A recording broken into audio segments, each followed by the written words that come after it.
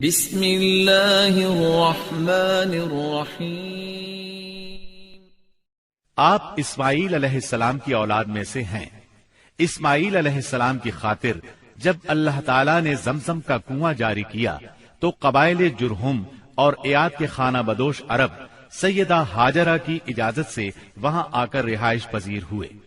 کعبے کے متولی اسماعیل علیہ السلام اور ان کی اولاد رہی۔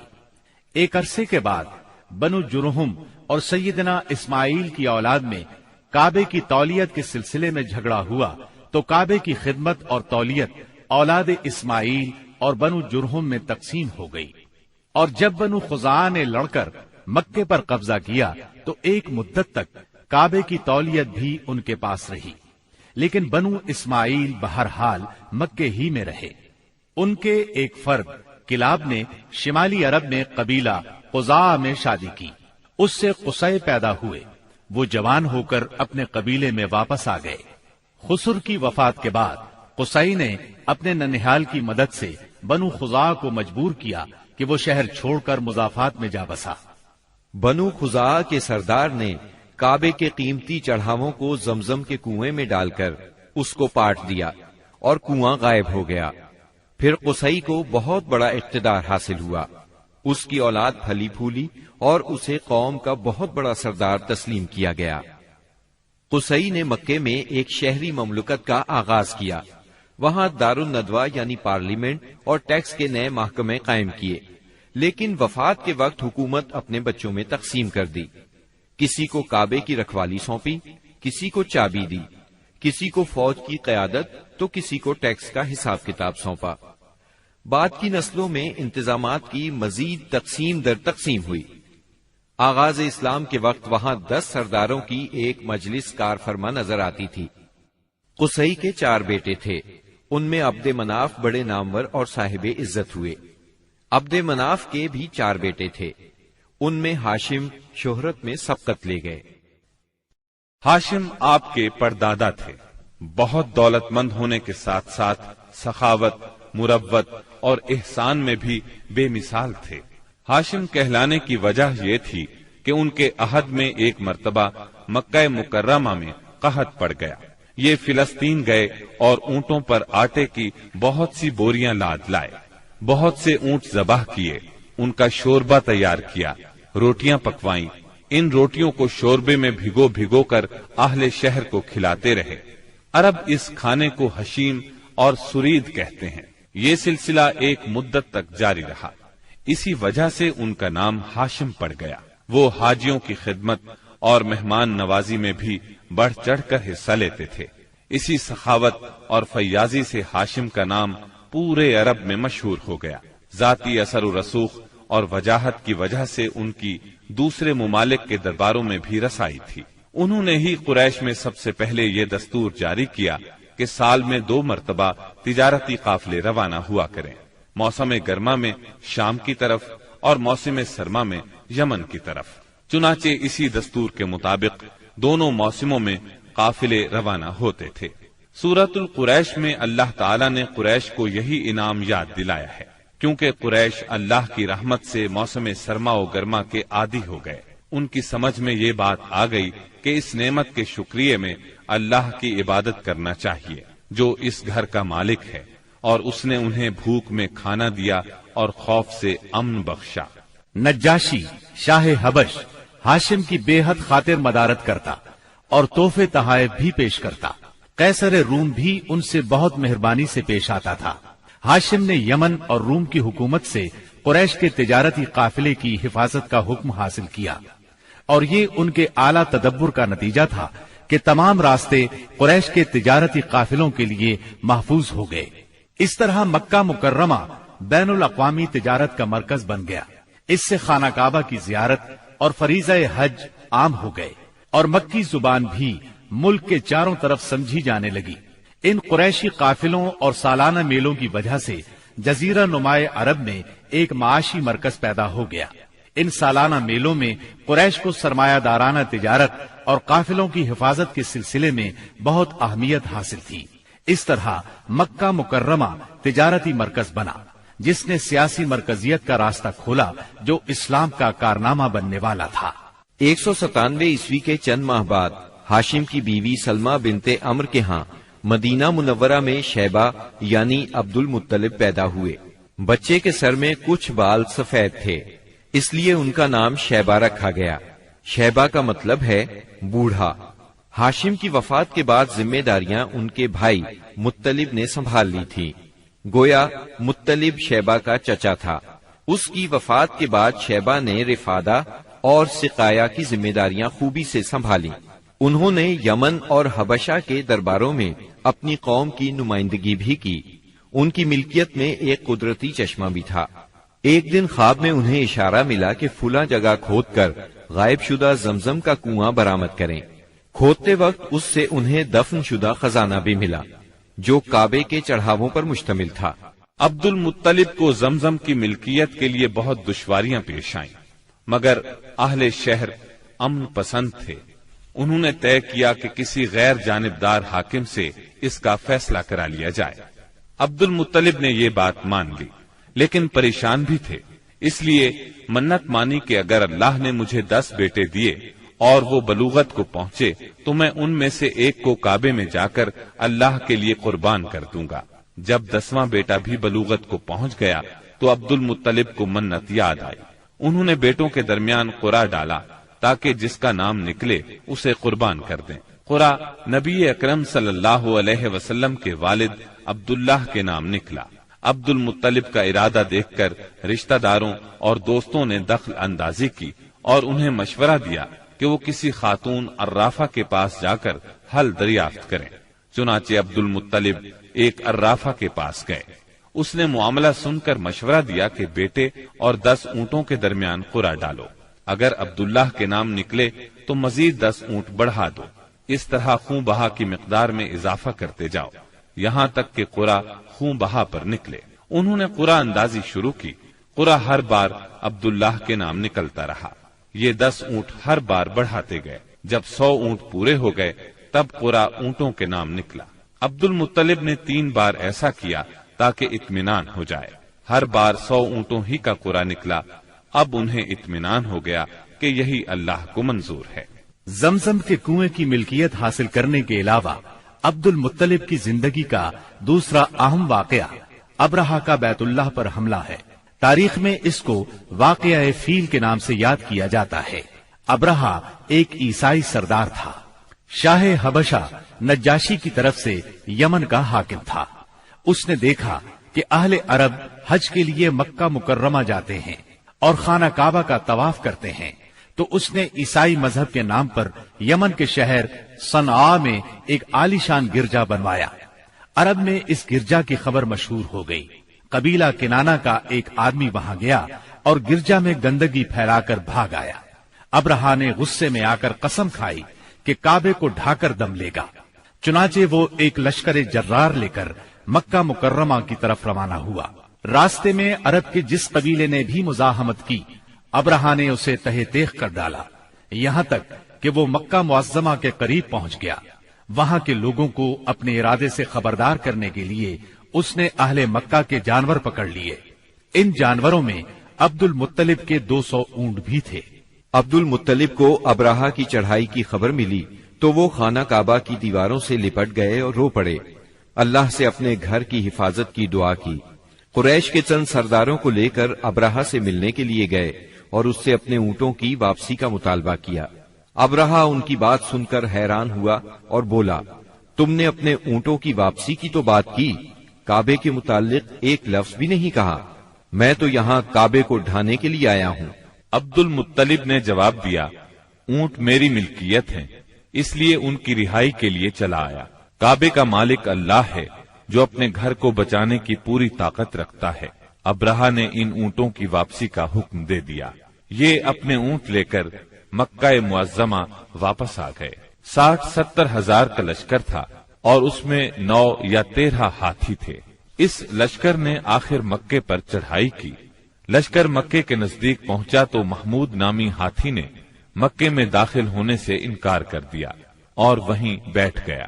ایسے میں اچانک باہر قلزم کی طرف سے پرندوں کا ٹڈی دل نظر آیا۔ ان کے پنجوں اور چونچوں میں کنکریاں تھیں. جن سپاہیوں پر وہ کنکریاں پڑتی ان کے اعضاء کٹنا شروع ہو جاتے.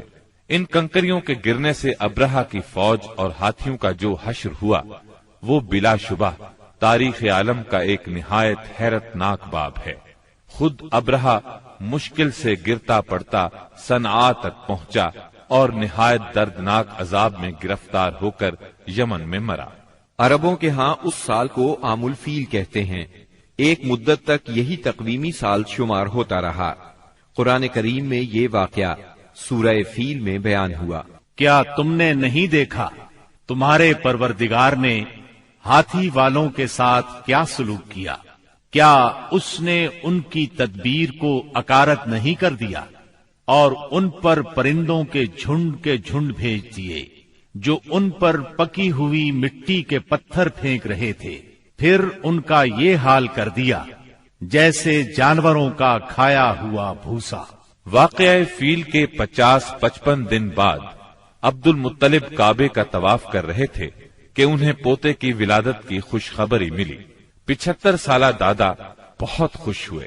نبی کریم صلی اللہ علیہ وسلم ان کے پیارے فرزند جناب عبداللہ کی یادگار تھے جن کی زندگی 100 اونٹوں کی قربانی دے کر بچائی گئی تھی. لیکن پھر اچانک وہ فوت ہو گئے. ان کی وفات سے بوڑھے باپ کو جو صدمہ پہنچا تھا پوتے کی ولادت سے ایک حد تک وہ کم ہو گیا. عبداللہ کی والدہ یعنی نبی صلی اللہ علیہ وسلم کی دادی کا نام فاطمہ بنت عمرو تھا. عبداللہ کے 2 سگے بھائی زبیر اور ابو طالب تھے. بی بی آمنہ سے نکاح کے بعد عبداللہ نے رواج کے مطابق 3 دن تک سسرال میں قیام کیا. اس کے بعد تجارت کی غرض سے شام چلے گئے. واپسی پر یثرب یعنی مدینہ منورہ میں ٹھہرے تاکہ اپنے والد کے حکم کے مطابق کھجوروں کا سودا کریں. مدینہ منورہ ہی میں قیام کے دوران وہ بیمار ہو گئے. آپ کی بیماری کی خبر مکہ پہنچی تو عبد المطلب نے فوراً اپنے بڑے بیٹے حارث کو عبداللہ کی خبر گیری کے لیے مدینہ روانہ کیا. حارث مدینہ پہنچے تو معلوم ہوا 1 ماہ بیمار رہنے کے بعد عبداللہ انتقال کر گئے ہیں. انتقال کے وقت انہوں نے 5 اونٹ، چند بکریاں اور 1 باندی چھوڑی جس کی کنیت ام ایمن اور نام برکت تھا. عبداللہ کا انتقال اپنے پیغمبر بیٹے کی ولادت سے چند ماہ پہلے ہی ہو گیا تھا. گویا آپ صلی اللہ علیہ وسلم شکم مادر ہی میں یتیم ہو گئے تھے. آپ کی والدہ سیدہ آمنہ طہارت نفس، شرافت، عزت، عفت، عصمت اور پاک بازی میں بے مثال تھی.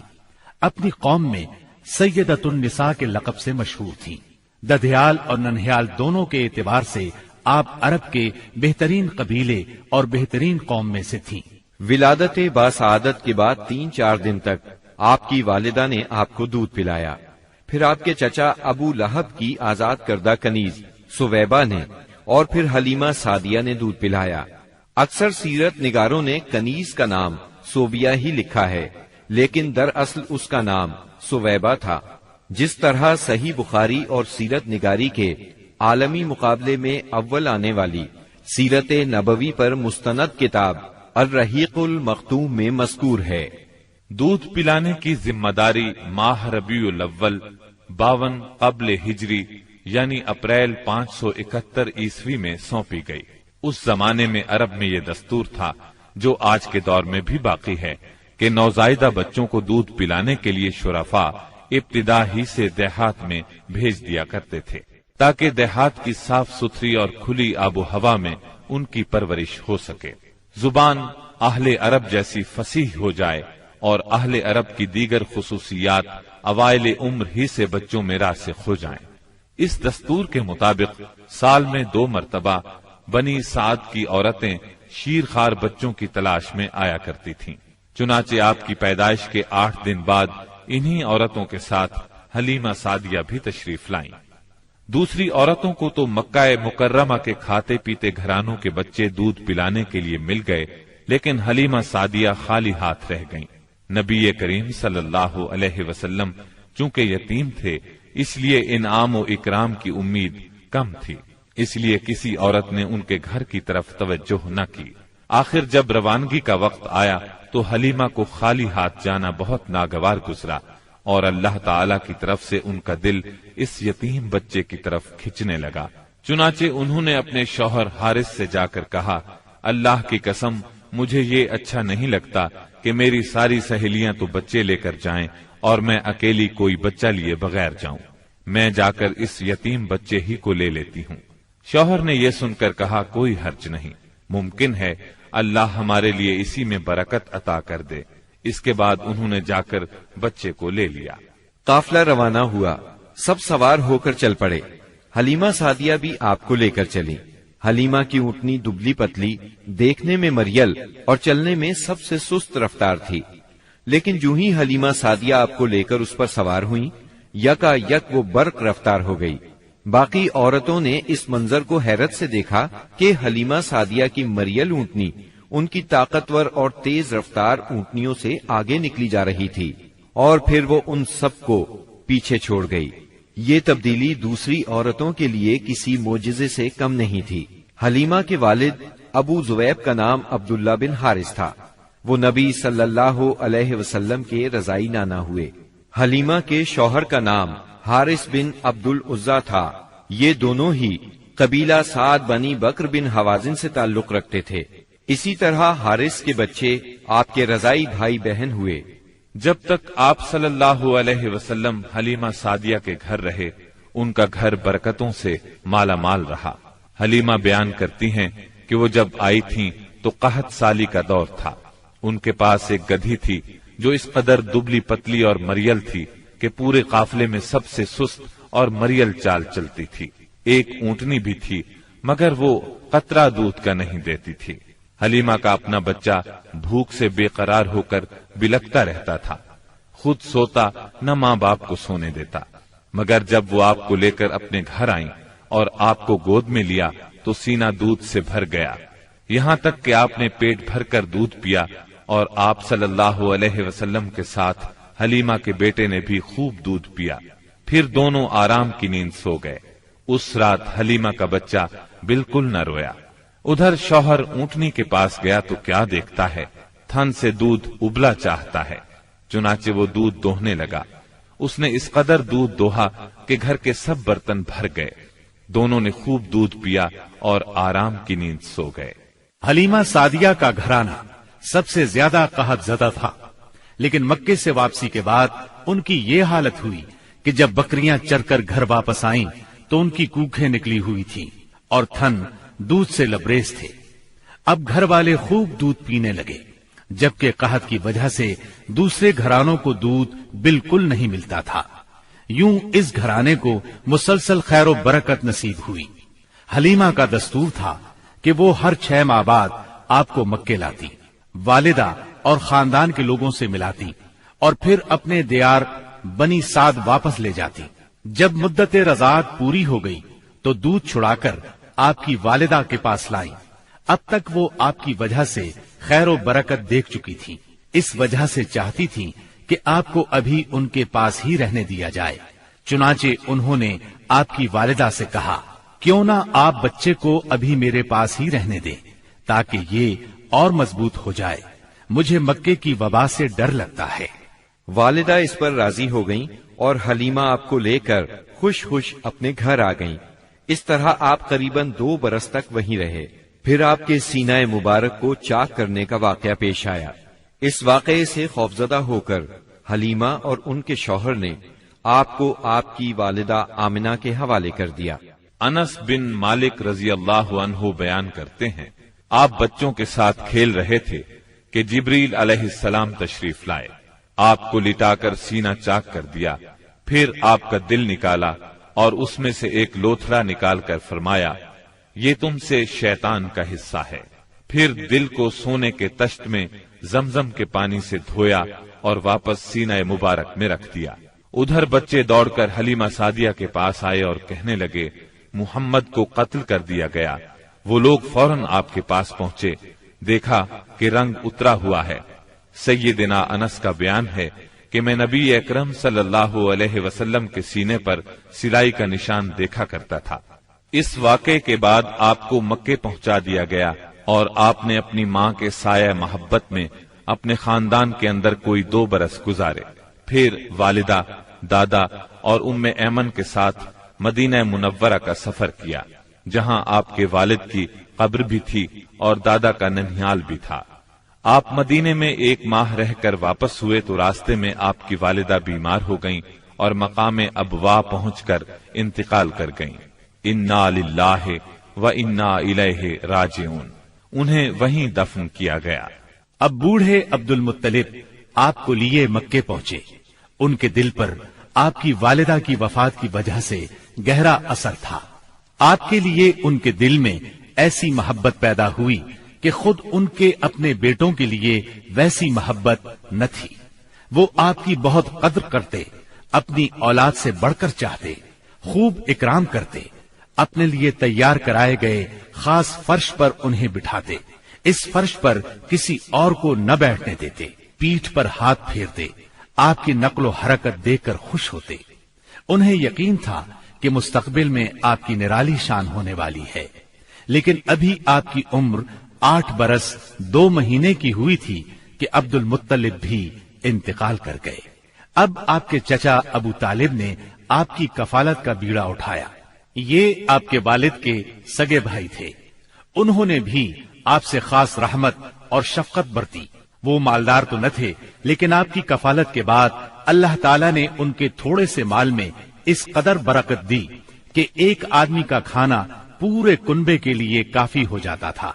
خود آپ بھی صبر و قناعت کا نمونہ تھے، جو ملتا اسی پر قناعت فرماتے۔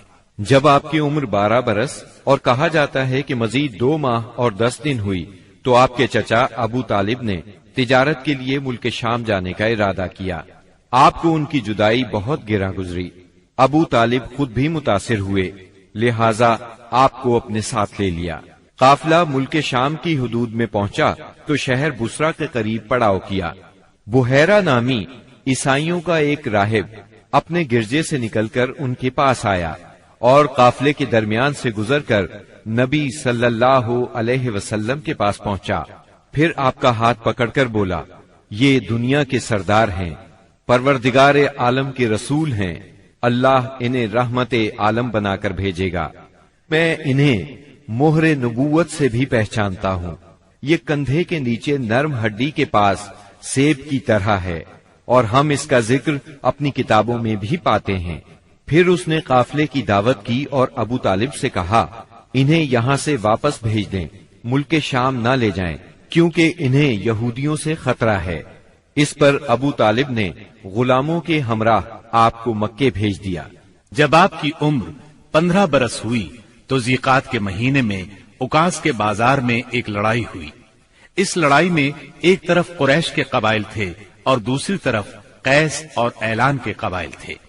دونوں میں گھمسان کا رن پڑا، فریقین کے کتنے ہی آدمی مارے گئے، لیکن پھر انہوں نے صلح کر لی اور طے پایا کہ دونوں طرف کے مقتولین گنے جائیں، جدھر زیادہ ہوں ادھر والے زائد مقتولین کا خون بہا لے لیں۔ اس کے بعد جنگ ختم ہو گئی اور باہمی دشمنی کو ختم کر دیا گیا۔ اس جنگ میں نبی کریم صلی اللہ علیہ وسلم بھی شریک تھے، لیکن آپ نے لڑائی میں براہ راست حصہ نہیں لیا، اپنے چچاؤں کو تیر تھماتے تھے۔ اس جنگ کا نام جنگ فجار ہے۔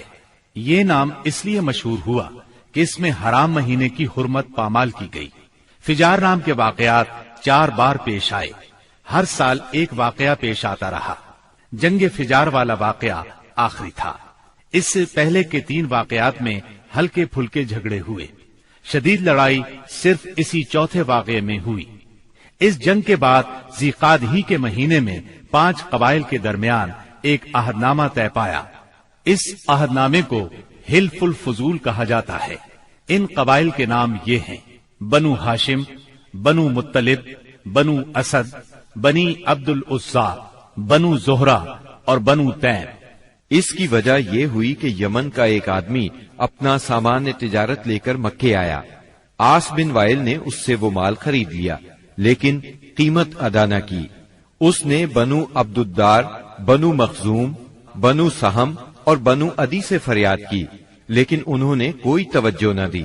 چنانچہ اس نے ابو قبیس کے پہاڑ پر چڑھ کر چند اشعار پڑھے۔ جن میں اپنی مظلومیت کا نقشہ کھینچا اور آواز لگائی کہ کوئی تو اس کا حق دلانے کے لیے اس کی مدد کرے۔ اس پر زبیر بن عبد المطلب نے دوڑ دھوپ کی، لہذا اس قبیلے کے افراد بنو تیم کے سردار عبداللہ بن جدعان کے گھر میں جمع ہوئے اور آپس میں عہد و پیمان کیا کہ مکے میں جو بھی مظلوم نظر آئے، خواہ مکے کا رہنے والا ہو یا کسی اور جگہ کا، یہ سب اس کی حمایت میں اٹھ کھڑے ہوں گے۔ انہوں نے آس بن وائل سے بھی اس کا حق لے کر اس کے حوالے کیا۔ اس عہد و پیمان میں آپ بھی اپنے چچاؤں کے ساتھ تھے۔ نبوت سے سرفراز ہونے کے بعد آپ فرمایا کرتے تھے، میں عبداللہ بن جدعان کے مکان پر ایک ایسے معاہدے میں شریک ہوا کہ مجھے اس کے بدلے سرخ اونٹ بھی پسند نہیں، اور اگر میں اس کے لیے اسلام کے دور میں بلایا جاتا تو ضرور جاتا۔ نبی اکرم صلی اللہ علیہ وسلم یتیم پیدا ہوئے اور اپنے دادا پھر چچا کی کفالت میں رہے۔ والد سے وراثت میں جو کچھ ملا تھا اس سے کچھ نہیں ہو سکتا تھا، چنانچہ جو ہی آپ ہلکے پھلکے کام کرنے کے لائق ہوئے، اپنے رضائی بھائیوں کے ساتھ دیار بنی سعد میں بکریاں چرانے لگے۔ پھر جب مکہ معظمہ آئے تو وہاں بھی چند قیرات کے عوض اہل مکہ کی بکریاں چرائیں۔ قیرات 1 دینار کا 20واں یا 24واں حصہ ہوتا ہے، جس کی قیمت اس زمانے میں بمشکل 80-90 روپے سمجھ لیں۔ کم عمری میں بکریاں چرانا انبیاء کی سنت ہے۔ ایک بار عہد نبوت میں آپ نے فرمایا، کوئی بھی نبی نہیں گزرا مگر اس نے بکریاں ضرور چرائیں۔ پھر جب آپ جوان ہو گئے تو تجارت شروع کی۔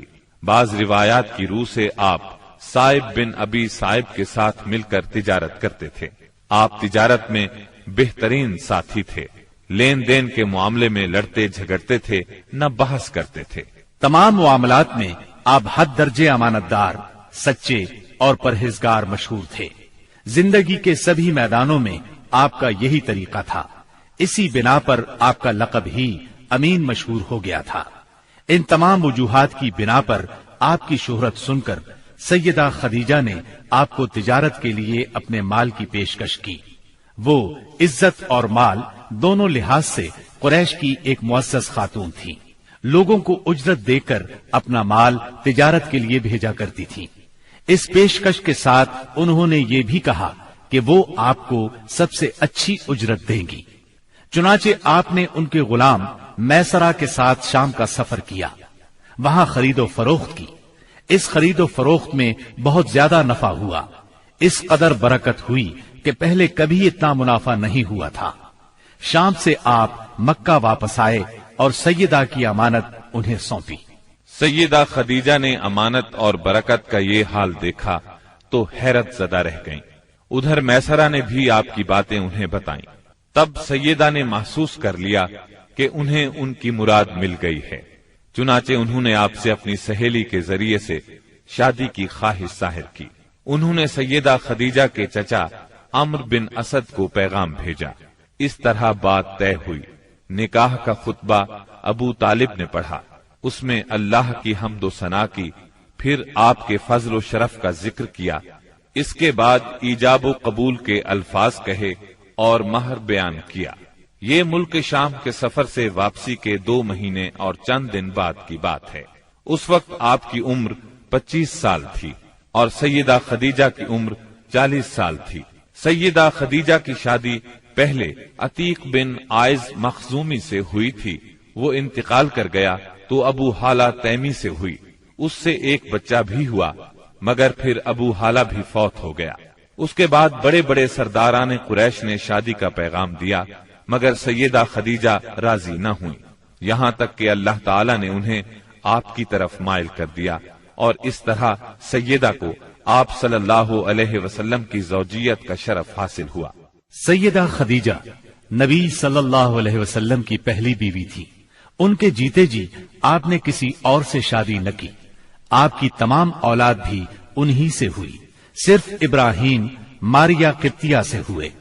آپ کی اولاد کے نام یہ ہیں: پہلے قاسم پیدا ہوئے، پھر زینب، پھر رقیہ، پھر ام کلثوم، پھر فاطمہ، پھر عبداللہ۔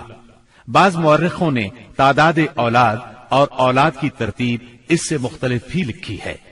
آپ صلی اللہ علیہ وسلم کے تمام لڑکے बचपन में फौत हो गए। अलबत्ता तमाम बच्चियों ने आहद नबूवत को पाया, इस्लाम लाई और हिजरत भी की, और सब की सब आपकी जिंदगी ही में इंतकाल कर गई। सिर्फ सैयदा फातिमा आपके 6 माह बाद फौत हुई। आपकी उम्र का 35वां साल था कि एक जोरदार सैलाब आया। उससे खाना काबा की दीवारें फट गईं।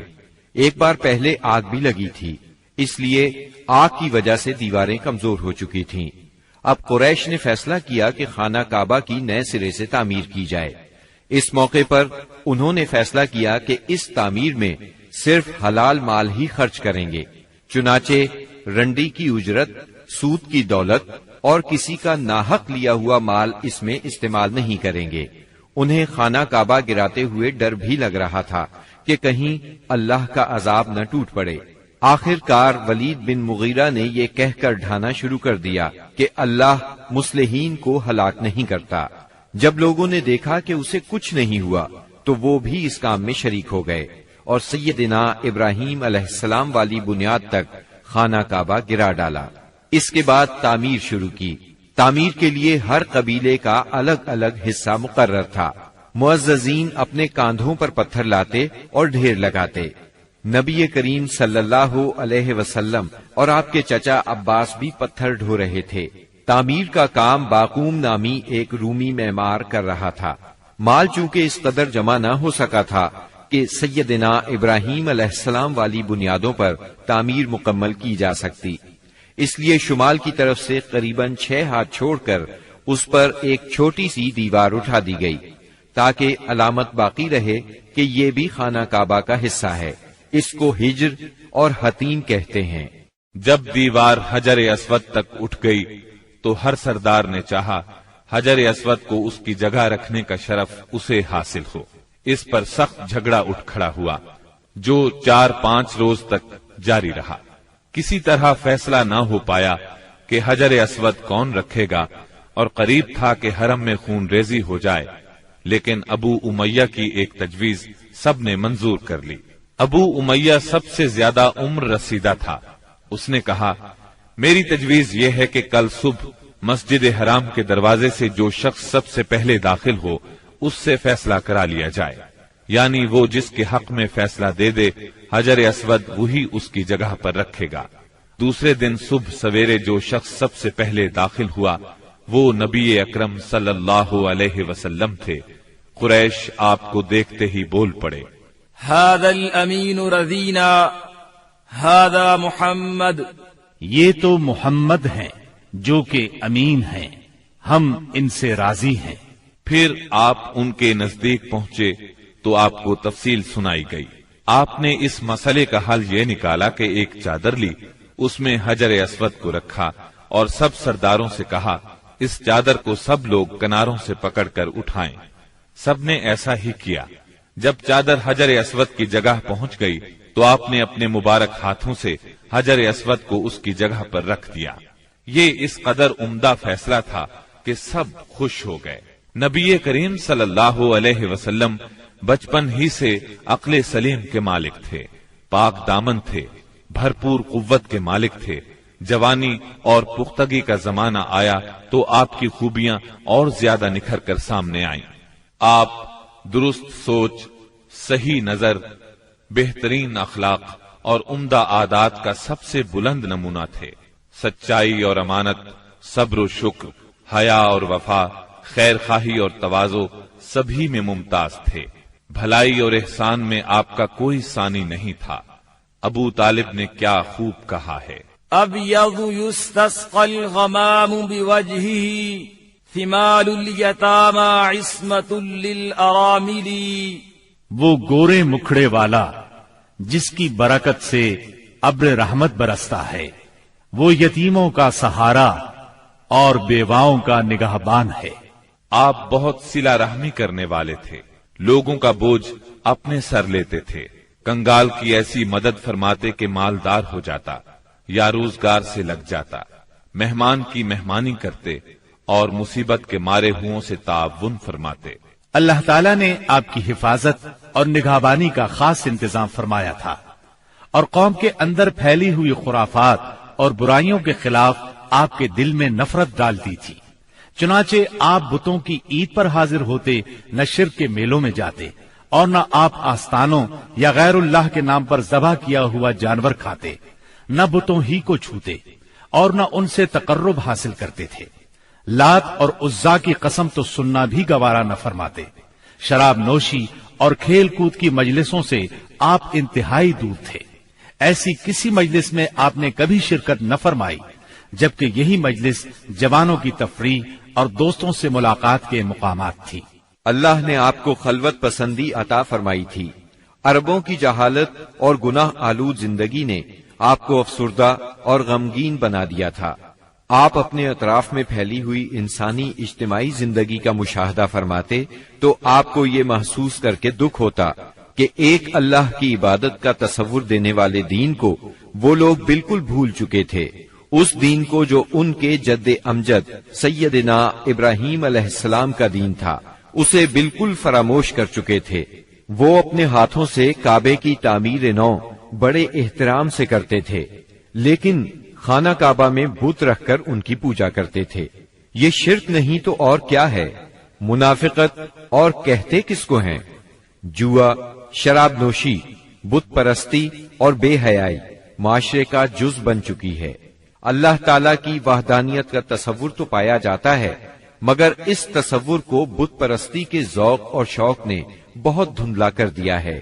بتوں کی شکل میں اپنے معبود گھڑ لیے ہیں۔ ہر قبیلے اور ہر خاندان کا ایک پسندیدہ بت ہے، اور کعبے میں 360 بت رکھے ہوئے ہیں۔ بت پرستی کے شوق کا یہ عالم ہے کہ قریش سفر میں جاتے ہیں تو ستو کے بت بنا لیتے ہیں، اور جب ضرورت پڑتی ہے تو اپنے معبودوں کو گھول کر پی لیتے ہیں۔ قریش کے معاشرے اور عرب کے ماحول میں عورت بیچاری کی حالت اس قدر پست، ذلیل اور ردی ہے کہ وہ اونٹوں، بکریوں اور غلے کی طرح تجارت کی چیز بن چکی ہے۔ شادیوں پر کوئی پابندی، کوئی روک نہیں۔ ایک مرد جتنی عورتوں سے چاہے شادی کر سکتا ہے، اور دوسری طرف عورت بھی جتنے مردوں کو پسند کرے ان سے تعلق پیدا کر سکتی ہے۔ چوری چھپے آشنائی سے لے کر کھلی بے حیائی تک ہر برائی کی جاتی ہے۔ پستی اور گراوٹ کی انتہا ہے کہ منقولہ اور موروثی جائیداد کی طرح باپ کی بیویاں بھی بیٹے کو ورثے میں ملتی ہیں، اور وہ اپنی حقیقی ماں کے سوا اپنی ستیلی ماؤں سے شادی کرنے میں کسی قسم کی آر محسوس نہیں کرتا۔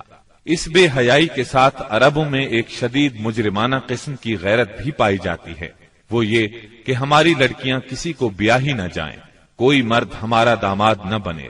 سنگ دلی کی حد تک اس غیر فطری غیرت کے سبب لڑکیاں زندہ دفن کی جاتی ہیں، اور اس انتہا درجے کی بے رحمی پر الٹا فخر کیا جاتا ہے۔ آقا کو غلاموں کی موت اور زندگی پر پورا مالکانہ اختیار حاصل ہے۔ ملک میں کوئی مرکزیت نہیں پائی جاتی، ہر قبیلہ اپنے ایک سردار کے ماتحت خود مختار بنا بیٹھا ہے۔ اس چیز نے قبائل کو شدید قسم کی رقابتوں میں مبتلا کر دیا ہے۔ ذرا ذرا سی بات پر تلواریں نیام سے باہر آ جاتی ہیں، اور بڑی خوفناک جنگیں ہوتی ہیں جن کا سلسلہ کئی پشتوں تک جاری رہتا ہے۔ آنے والی نسلیں اپنے اسلاف اور آباء و اجداد کے خون کا انتقام لیتی ہیں۔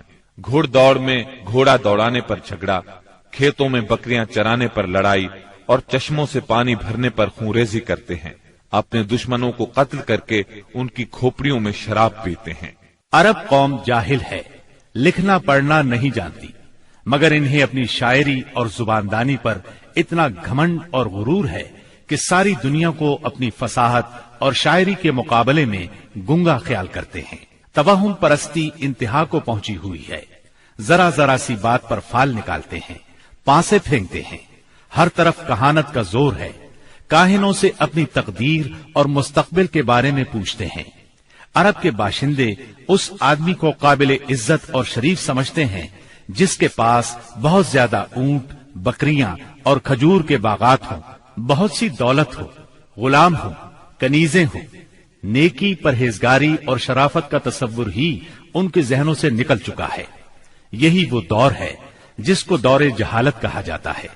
عرب کے معاشرے کی برائیوں نے ان کی فطری صلاحیتوں کو دبا دیا ہے، مثلاً شجاعت، حریت، عہد کی پابندی، مہمان نوازی، جفاکشی، فصاحت اور زباندانی، خود اعتمادی اور کسی کی مدد کے بغیر اپنی حفاظت خود کرنے کا جذبہ، ان تمام خوبیوں سے عرب آشنا ہیں، لیکن ان کی یہ خصوصیات صحیح رہنمائی نہ ہونے کی وجہ سے غلط راہوں پر پڑ گئی تھی اور ان کا بے جا استعمال ہو رہا تھا۔ ملک میں بعض ایسے قبائل بھی پائے جاتے تھے جو خانہ بدوش تھے، جہاں پانی کا چشمہ، سبزہ اور کھجوروں کے جھنڈ نظر آئے وہیں ڈیرے ڈال دیے، اور جب یہاں سے جی اکتا گیا تو اپنا مختصر سا سامان اونٹوں پر لاد کر وہاں سے چل دیے۔ یہ تھے عرب کے افسوسناک حالات، لیکن یہ یہاں تک محدود نہیں تھے۔ اس زمانے میں دنیا کے گوشے گوشے میں ایسی ہی پستی پائی جاتی تھی، کہیں آگ کی پوجا ہوتی تھی، کہیں محبت اور نفرت کے دیوتاؤں کے آگے سر جھکائے جاتے تھے۔ غرض اللہ تعالی کے سوا اس کی ساری مخلوق کی عبادت ہو رہی تھی۔ حد یہ ہے کہ سانپ، درخت اور بندر تک معبود بنے ہوئے تھے، پتھر، جانور، چاند، سورج اور ستارے، یہاں تک کہ زمین پر رینگنے والے کیڑوں تک کی پرستش نے ساری دنیا کو شرک کا گڑھ بنا دیا تھا۔ ہر طرف جہالت کا اندھیرا اور شرک و کفر کی تاریکیاں چھائی ہوئی تھیں۔ ان سب میں صراط مستقیم گم ہو کر رہ گیا تھا۔ اہل عرب کی حالت زار پر کڑنے کے علاوہ آپ اپنی خلوت و تنہائی میں زندگی اور کائنات کے رازوں پر بھی غور و فکر کیا کرتے تھے اور سوچا کرتے تھے کہ زندگی کیا ہے، کائنات کیا ہے، یہ چاند، سورج، ستارے کیوں کر بنے، کائنات کیوں تخلیق کی گئی، کس نے کی، زندگی کا ظہور کب ہوا، کیسے ہوا۔ یہ وہ دن تھے جب آپ تنہائی میں غور و فکر کی ضرورت کے ساتھ ساتھ عبادت کو بھی لازمی سمجھتے تھے۔ عبادت آپ کی روح کی ضرورت تھی، لہذا آپ رمضان بھر غار حرا میں قیام فرماتے، آنے جانے والے مسکینوں کو کھانا کھلاتے اور بقیہ اوقات اللہ تعالی کی عبادت میں گزار دیتے۔ غار حرا مکہ مکرمہ کے مشرق میں خانہ کعبہ سے کوئی 3 میل دور جبل النور کی چوٹی پر واقع ہے۔ خلوت اور گوشہ تنہائی کی تلاش میں آپ غار حرا پہنچے۔ یہ چونکہ کعبہ کے سامنے تھا اور وہاں کامل تنہائی اور یکسوئی تھی، اسی لیے آپ کو بہت پسند آیا۔ رمضان کا مہینہ اور پیر کا دن تھا۔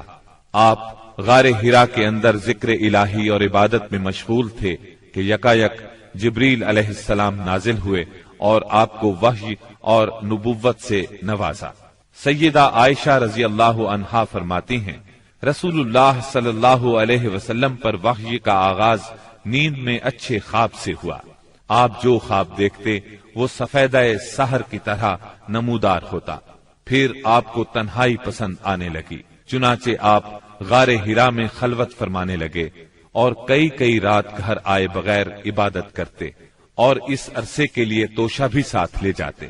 پھر سیدہ خدیجہ رضی اللہ عنہا کے پاس تشریف لاتے اور اتنی مدت کے لیے پھر توشہ لے جاتے، یہاں تک کہ آپ غار حرا میں تھے کہ آپ کے پاس حق آ گیا، یعنی فرشتہ آپ کے پاس آیا اور کہا اقرا، یعنی پڑھیے۔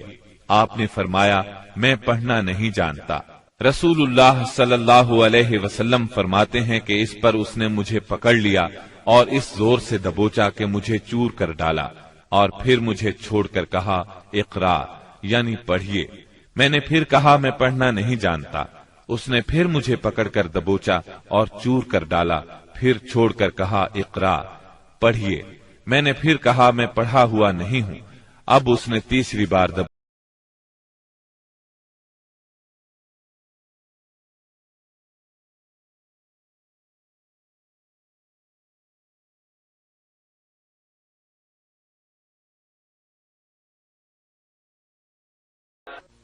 پڑھ اپنے اس پروردگار کے نام سے جس نے پیدا کیا، انسان کو لوتھڑے سے پیدا کیا۔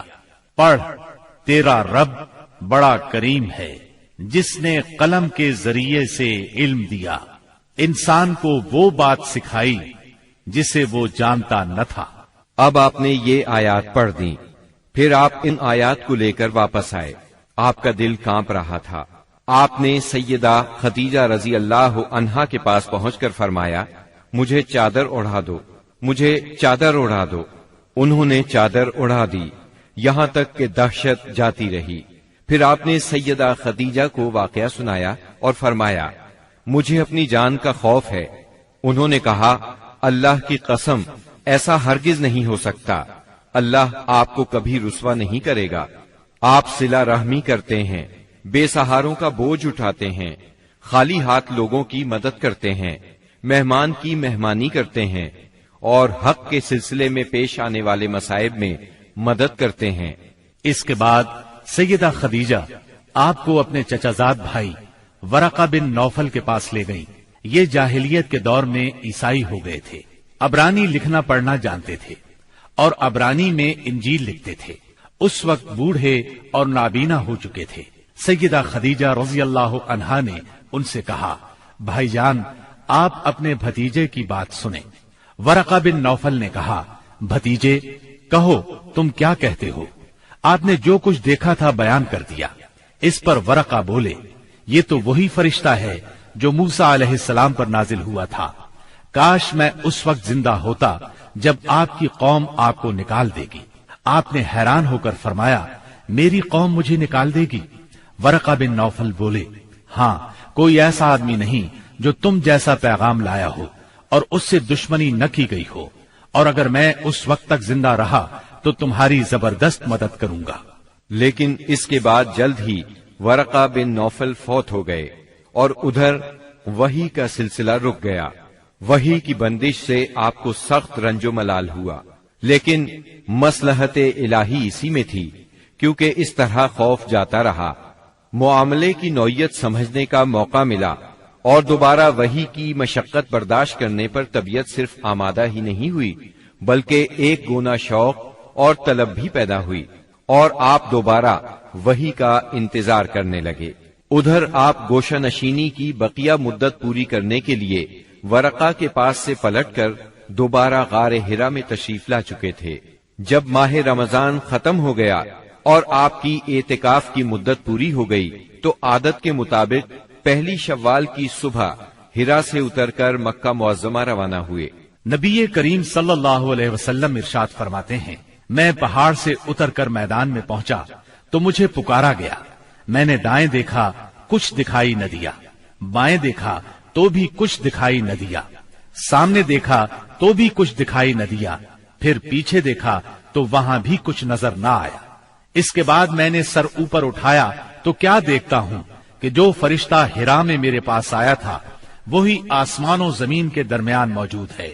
یہ دیکھ کر میرا پورا وجود اس کے روب سے بھر گیا، یہاں تک کہ میں زمین کی طرف جھک گیا۔ پھر میں خدیجہ کے پاس آیا اور کہا مجھے چادر اڑا دو، مجھے چادر اڑا دو، مجھے کمبل اڑا دو، ٹھنڈے پانی کے چھینٹے مارو۔ انہوں نے کمبل اڑا دیا، ٹھنڈے پانی کے چھینٹے مارے، پھر یہ اے کمبل پوش اٹھ اور لوگوں کو ان کی بدعملی کے نتائج سے ڈرا، اپنے رب کی بڑائی بیان کر اور اپنے کپڑے پاک رکھ اور گندگی سے الگ تھلگ رہ۔ بعثت نبوی کے ابتدائی 3 برسوں میں آپ چپکے تبلیغ کرتے رہے۔ اس دوران میں سیدنا ارقم رضی اللہ عنہ کا گھر اسلامی تحریک کا مرکز بنا۔ یہ گھر کوہ صفا کے دامن میں واقع تھا۔ نمازیں گھروں کے اندر اور پہاڑوں کی گھاٹیوں میں پڑھی جاتی رہیں۔ اس تبلیغ کے ذریعے سے چراغ جلتا رہا۔ آپ نے سب سے پہلے ان لوگوں کو تبلیغ فرمائی جن کے آپ کے ساتھ تعلقات تھے۔ آپ کو اپنے ان قریبی ساتھیوں کی طرف سے مایوسی کا سامنا نہیں کرنا پڑا۔ عورتوں میں آپ کی زوجہ سیدہ خدیجہ رضی اللہ عنہا، غلاموں میں زید بن حارثہ رضی اللہ عنہ، مردوں میں سیدنا ابو بکر صدیق رضی اللہ عنہ اور لڑکوں میں سیدنا علی رضی اللہ عنہ نے سب سے پہلے اسلام قبول کیا۔ خفیہ دعوت و تبلیغ کا یہ سلسلہ قریباً 3 سال تک جاری رہا۔ اس عرصے میں جن حضرات نے اسلام قبول کیا ان کے نام یہ ہیں: بلال بن رباح، عثمان بن عفان، زبیر بن عوام، عبد الرحمن بن عوف، طلحہ بن عبید اللہ، سعد بن ابی وقاص، عمرو بن انبسہ، خالد بن سعد بن عاص، عمار بن یاسر، خباب بن ارت، ابو عبیدہ بن جراح، سعید بن زید، جعفر بن ابی طالب، عبداللہ بن مسعود، ابو سلمہ، عثمان بن مظعون، سہیب رومی اور ارقم رضی اللہ عنہم، مجموعی طور پر قریباً 40 افراد نے اسلام قبول کیا۔ ان حضرات کو السابقون الاولون کہا گیا۔ اس خاموش تبلیغ کے نتیجے میں 40 افراد نے اسلام قبول کیا۔ اس طرح اسلام کی بنیاد مضبوط ہو گئی۔ تب اللہ کا حکم آیا، اے کمبل لپیٹ کر لیٹنے والے، اٹھو اور خبردار کرو، اپنے رب کی بڑائی کا اعلان کرو۔ یہ سورہ مدثر کی پہلی 2 آیات کا ترجمہ ہے۔ ان میں نبی صلی اللہ علیہ وسلم کو اس عظیم اور جلیل کام کے لیے اٹھنے اور نیند کی چادر پوشی اور بستر کی گرمی سے نکل کر جہاد، کوشش اور مشقت کے میدان میں آنے کے لیے کہا گیا۔ یا ایھا المدثر قم فانذر، اے چادر پوش، اٹھ اور ڈرا۔ گویا کہا جا رہا ہے جسے اپنے لیے جینا ہے وہ تو راحت کی زندگی گزار سکتا ہے، لیکن آپ جو اس زبردست بوجھ کو اٹھا رہے ہیں تو آپ کو نیند سے کیا تعلق، آپ کو راحت سے کیا سروکار، آپ کو گرم بستر سے کیا مطلب، پرسکون زندگی سے کیا نسبت، راحت بخش ساز و سامان سے کیا واسطہ۔ آپ اٹھ جائیے اس عظیم کام کے لیے جو آپ کا منتظر ہے، اس بھاری بوجھ کے لیے جو آپ کے لیے تیار ہے۔ اٹھ جائیے جد و جہد اور مشقت کے لیے، تکان اور محنت کے لیے اٹھ جائیے کہ اب نیند اور راحت کا وقت گزر چکا، اب آج سے مسلسل بیداری ہے، طویل اور مشقت سے لبریز جہاد ہے۔ اٹھ جائیے اس کام کے لیے مستعد اور تیار ہو جائیے۔ یہ بڑا عظیم اور پرہیبت حکم ہے۔ اس نے نبی صلی اللہ علیہ وسلم کو پرسکون گھر، گرم آغوش اور نرم بستر سے کھینچ کر تند طوفانوں اور تیز جھکڑوں کے درمیان انتہائی گہرے سمندر میں لا کھڑا کیا، لوگوں کے ضمیر اور زندگی کے حقائق کی کشاکشی کے درمیان پہنچا دیا۔ پھر رسول اللہ صلی اللہ علیہ وسلم اٹھ گئے اور قریباً 20 سال تک اٹھے رہے۔ آپ نے اپنا چین، سکون اور آرام چھوڑ دیا۔ زندگی اپنے لیے نہ رہی، اہل و عیال کی نہ رہی۔ آپ اٹھے تو پھر اٹھے ہی رہے۔ کام اللہ کی طرف دعوت دینا تھا۔ آپ نے یہ کمر توڑ بار گراں اپنے کندھوں پر کسی دباؤ کے بغیر اٹھا لیا۔ یہ بوجھ تھا، اس روئے زمین پر امانت کبریٰ کا بوجھ، ساری انسانیت کا بوجھ، سارے عقیدے کا بوجھ، میدانوں میں جہاد اور دفاع کا بوجھ۔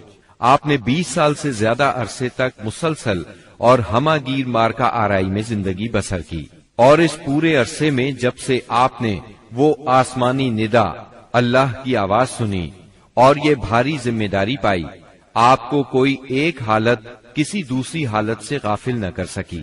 اللہ آپ کو ہماری طرف سے اور ساری انسانیت کی طرف سے بہترین اجر عطا فرمائے، آمین۔ پھر اللہ تعالی نے آپ کو حکم دیا، فاصدع بما تؤمر واعرض عن المشرکین۔ اے نبی، جس بات کا آپ کو حکم دیا گیا ہے اس کا صاف صاف اعلان کر دیجئے اور مشرکین سے رخ پھیر لیجئے۔ پھر مزید حکم ہوا،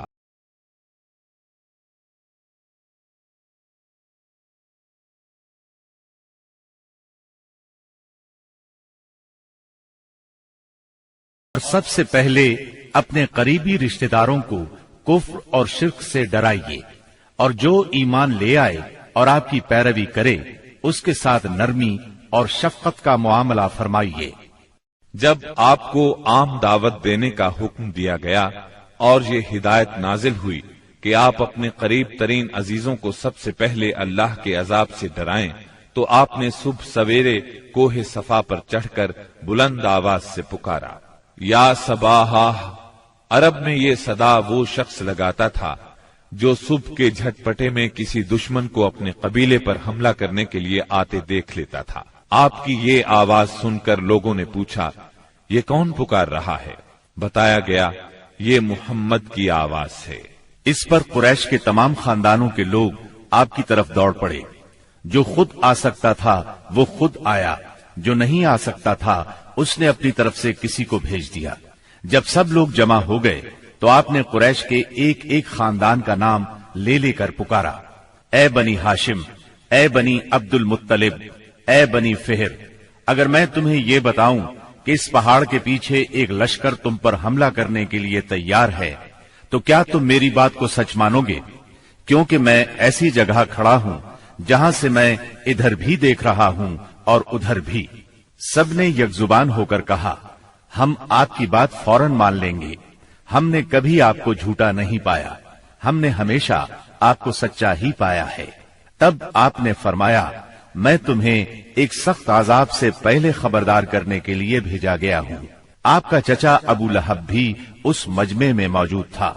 وہ آپ کا خطاب سن کر سخت برہم ہوا، کہنے لگا، ستیہ ناس جائے تیرا، کیا اس لیے تو نے ہمیں جمع کیا ہے؟ ایک روایت میں یہ بھی ہے کہ اس نے پتھر اٹھایا تاکہ آپ کو کھینچ مارے۔ اس طرح مکے میں اعلانیہ تبلیغ کی ابتدا ہوئی، لوگ مسلمان ہونے لگے۔ مسلمان ہونے والوں میں زیادہ تر نوجوان لوگ تھے۔ اس طرح ان کے بڑوں کو بہت دکھ ہوا کہ ہماری اجازت اور مرضی کے بغیر یہ کیوں پرانے قومی دین سے پھر گئے۔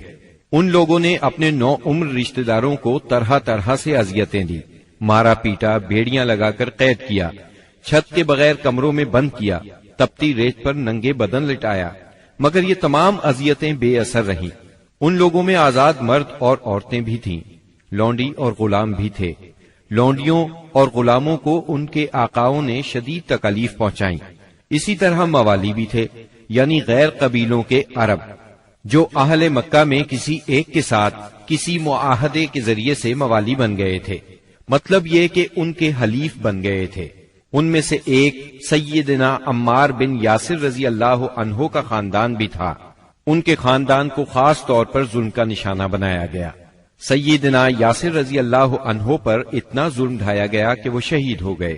سیدہ سمیہ رضی اللہ عنہا جو سیدنا عمار کی والدہ تھیں، انہیں ابو جہل نے نیزہ مار کر شہید کر دیا۔ یہ اسلام میں پہلی شہید خاتون ہیں۔ جلد ہی قرآن کریم میں بت پرستی کے خلاف سخت آیات نازل ہوئیں۔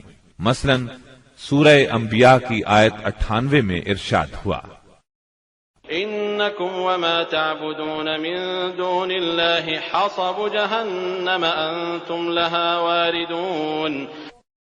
بے شک تم اور وہ بت جن کو تم اللہ کے سوا پوجا کرتے ہو سب دوزخ کا ایندھن ہوں گے اور تم سب اس میں داخل ہو کر رہو گے۔